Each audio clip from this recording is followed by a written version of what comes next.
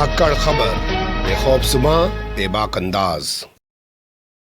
धाकड़ खबर में आपका स्वागत है। मैं आपके साथ हूं अकरम रईस खान। एक बड़ी खबर आ रही है। आज तक ने अपने एक पत्रकार को महज इस बात पर अपनी कंपनी से बाहर का रास्ता दिखा दिया क्योंकि उन्होंने ट्वीट करके प्रधानमंत्री नरेंद्र मोदी से सवाल पूछ लिया था कि दानिश सिद्दीकी जो पत्रकार अफगानिस्तान में मारे गए हैं, जिनकी हत्या हुई है, वो उस पर खामोश क्यों है, उन्होंने इस पर ट्वीट क्यों नहीं किया। तो इतना पूछना उनके लिए मुसीबत बन गया, यानी कि उनकी नौकरी ले ली गई। मैं आपको बता दूं, मैं भी कई सारे संस्थान में काम कर चुका हूं। हमारे भी कई सीनियर रहे, वो हमेशा यही कहते थे कि अकरम, हम तमाम कोशिश करते हैं कि किसी के पेट पर लात ना मारी जाए, यानी कि नौकरी लेने को पेट पर लात मारना माना जाता है। लेकिन बड़ी खबर यही है कि आज तक ने ट्वीट करने पर अपने पत्रकार श्याम मीरा सिंह जी को बाहर कर दिया। वो हमारे साथ जूम के जरिए जुड़ रहे हैं। उन्हीं से बहुत सारे सवाल पूछेंगे कि क्या सिर्फ ये महज ट्वीट करने पे उनको निशाना बनाया गया या और भी कोई चीज़ है जिसके चलते उनको इस तरीके से कंपनी ने बाहर कर दिया, और अब उनका स्टैंड क्या होगा, ये भी एक सवाल रहेगा। बहुत शुक्रिया सर वक्त देने के लिए। थैंक यू अकरम भाई। मैं पहले यही जानना चाहूँगा आपसे कि आप आज तक में एक सब एडिटर के तौर पे काम कर रहे थे, तो बताया जा रहा है कि लीगल सेक्शन जो था उसको हेड करते थे। आप कितने समय से आप थे वहाँ पे? नहीं, मैं लीगल सेक्शन हेड नहीं करता था। वो हमारा जो बायो था उसमें रुचि लिखी जाती थी कि हम किस तरह की खबरें करते हैं और किस तरह की हमारी रुचि है। तो मेरा लीगल सेक्शन को लेके रुचि थी, कोर्ट्स को लेके, लॉज को लेके। तो वो जो बायो था वो इस तरह से था, मैं हेड नहीं करता था। लेकिन जो मुझे निकाला गया, मैं उसको थोड़ा सा डिटेल में बताता हूँ। लेकिन मैं उससे पहले ये जानना चाहता हूँ, कितने टाइम से आप आज तक में काम कर रहे थे? मैं 7 महीने से काम कर रहा था और दिसंबर 2020 में कोविड के टाइम पे ही मैंने ज्वाइनिंग की थी। उससे पहले मैं इकोनॉमिक टाइम्स, जो टाइम्स ग्रुप का अखबार है, उसमें काम करता था।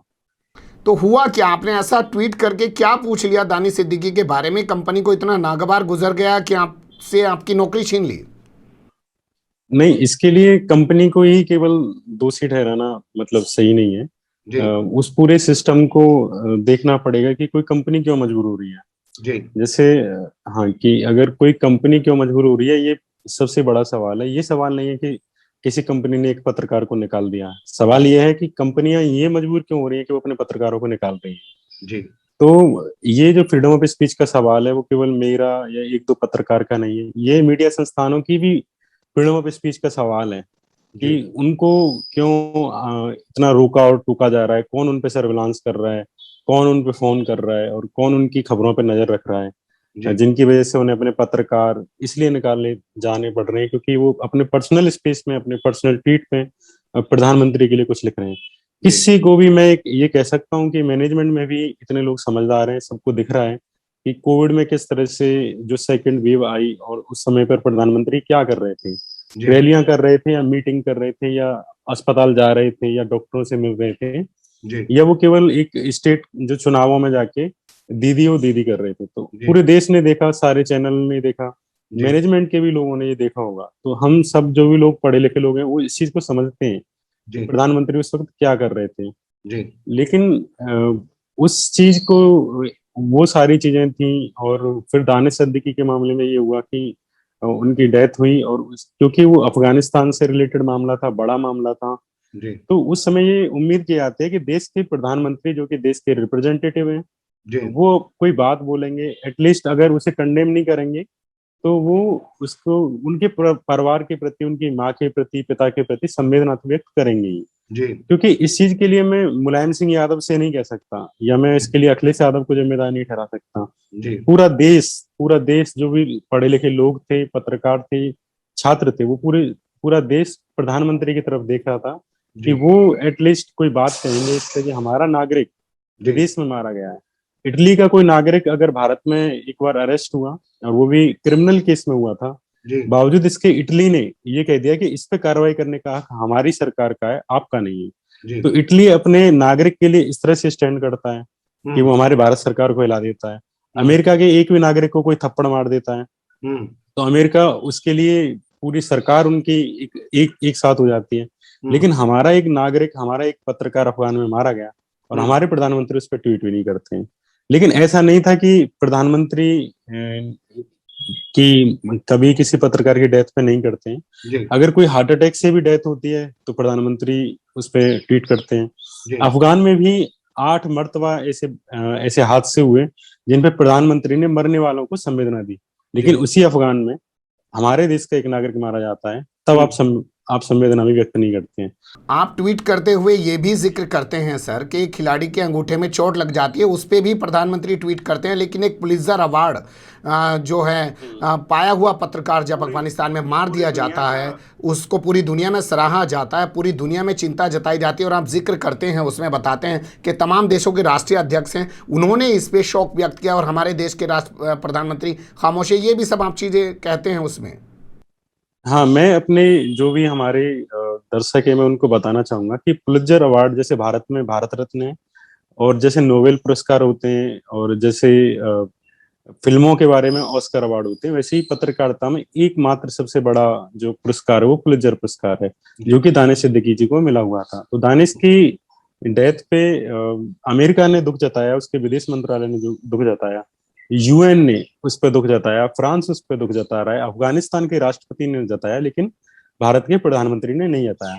तो मेरा जो सवाल था वो केवल ये नहीं था कि आपने क्यों नहीं जताया, मेरा ये सवाल था कि आपने एक नागरिक के धर्म के आधार पर भेद किया, आपने उसके विचार के आधार पर भेद किया, और फिर उस चीज को लेके मैंने ये कहा कि आप सेमलेस हैं। और एक प्रधानमंत्री को मैं एक लोकतंत्र में रहता हूँ, और मैंने जिसको हमारे देश के नागरिकों ने जिसको चुना है, हमें उससे पूछने का अधिकार है कि आप क्यों नहीं बोल रहे हैं, और अगर नहीं बोल रहे हैं तो उसे ये कहने का भी अधिकार है कि वो सेमलेस हैं।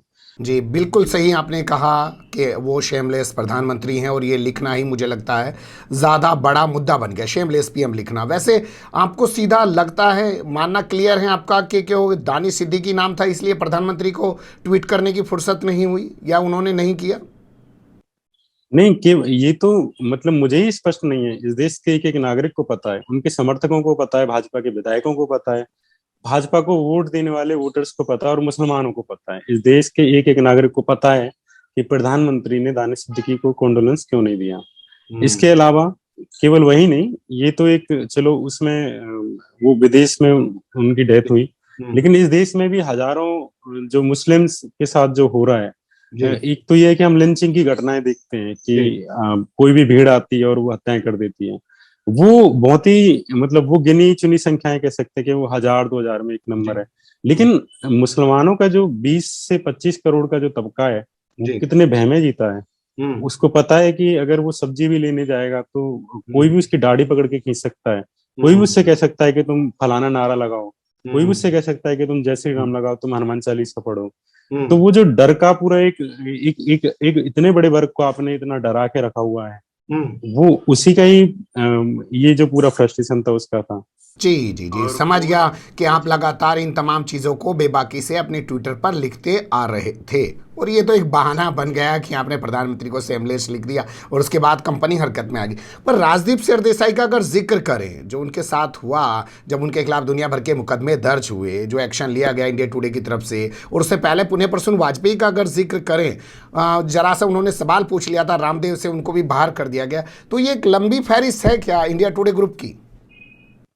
केवल इंडिया टुडे ग्रुप की ही नहीं, ये इस समय पूरी मीडिया इंडस्ट्री की, और मीडिया इंडस्ट्री की ही नहीं, ये पुलिस विभाग में भी आईपीएस आईएएस, या वो यूनिवर्सिटी की बात हो, चाहे वो शोरूम की और किसी दुकानदारी की भी बात हो, उन सारे लोगों को इस देश में जो उनके खुद के मानव अधिकार थे वो उन्होंने गवा दिए हैं।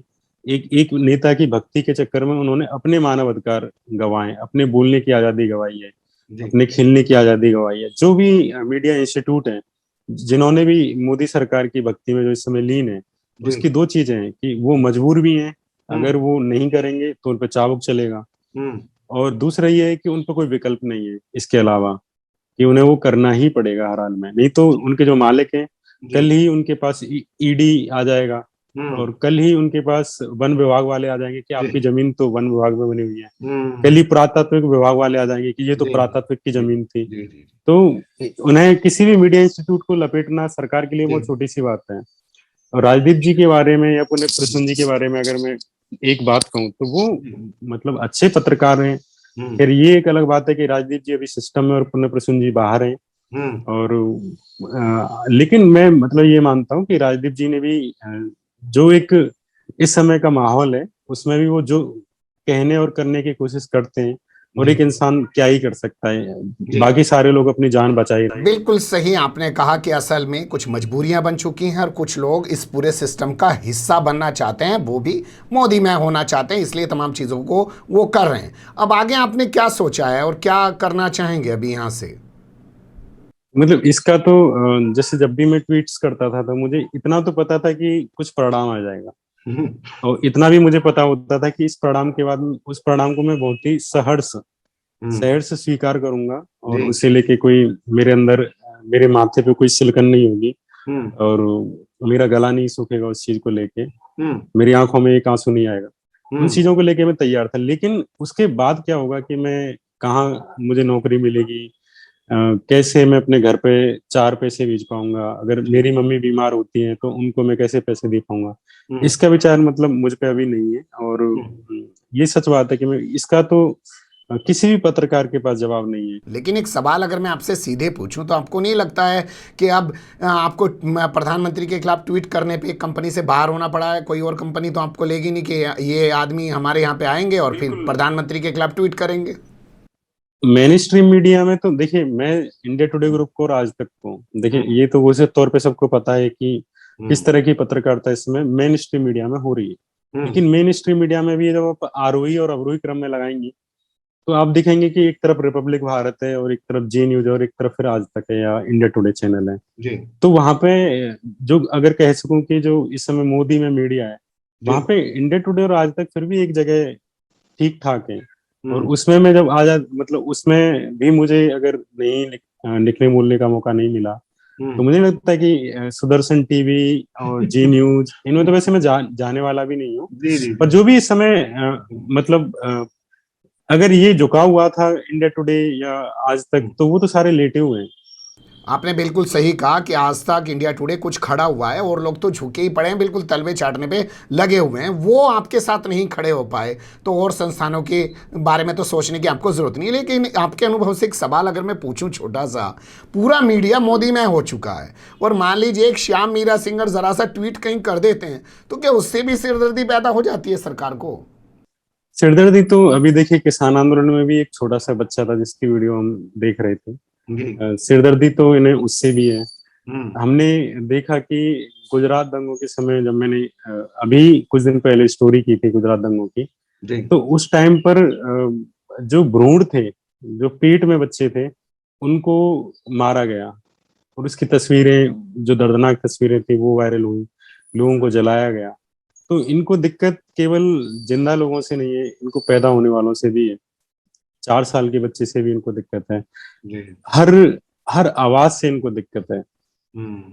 आपके जज्बे को सलाम है। लोग अपनी नौकरी बचाने के लिए न जाने क्या क्या कुर्बानियां देते हैं, लेकिन आपने बात ठीक कही कि हार्ट अटैक हुआ था ज़रा सा रोहित सरदाना को, पहले कोविड हुआ और उसके बाद देखिएगा पूरी सरकार किस तरीके से ट्वीट करने और आंसू बहाने में लग गई थी, लेकिन एक पत्रकार को कत्ल कर दिया गया, शहीद कर दिया गया, फिर भी एक ट्वीट तक नहीं किया गया है। ये बहुत शर्मनाक बात है और इस पर सीधा कहना चाहिए कि प्रधानमंत्री वाकई में सेमलेस हैं।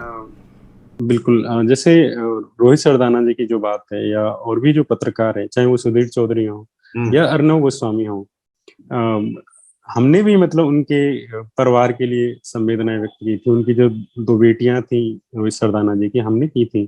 जबकि उनसे विचार, अगर उनके 100 विचार है इधर है, तो मेरी तो 100 के 100 विचारों से उनसे कोई सहमति नहीं होती। और ऐसे तमाम मुसलमानों को मैंने देखा जिन्होंने उनकी बेटियों के लिए संवेदनाएं जताई।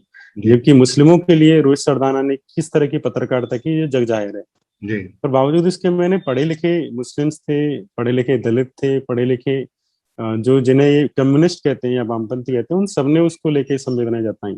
लेकिन जो उस टाइम पे भी लोग हंसे थे, ऐसा नहीं कि नहीं हंसे थे। और ये तो एक साइकिल सा चल रहा है कि इधर से कोई किसी की डेथ हो जाती है, लेकिन पढ़े लिखे लोगों से ये उम्मीद की जाती है कि वो उससे बाहर होके करेंगे। और चूंकि प्रधानमंत्री तो इस देश के सारे ही देश के रिप्रेजेंटेटिव हैं, मुसलमानों के भी हैं, बुद्धों के भी हैं, और कम्युनिस्टों के भी हैं, और कांग्रेसियों की भी हैं। तो उन्हें उनसे तो ये उम्मीद की जाती है कि वो ये भूमिका निभाएंगे। चलिए, उम्मीद करना वैसे बेकार है। आपने वक्त दिया, बहुत अच्छा लगा। और आप मैदान में आ गए हैं अब उसमें जिसमें आपके पास करने के लिए बहुत कुछ है। कम से कम इनकी गुलामी तो नहीं करनी पड़ेगी कि इस खबर को नहीं कर सकते, उस खबर को करेंगे तो सिर्फ इतना कर सकते हैं। उससे आज़ाद होकर आज आप मैदान में हैं, अच्छा महसूस करेंगे। आगे बढ़िए, हमारी शुभकामनाएं साथ रहेंगी आपके। फिर आपसे किसी और मुद्दे पर जुड़ने की कोशिश करेंगे। आपने वक्त दिया, बहुत शुक्रिया।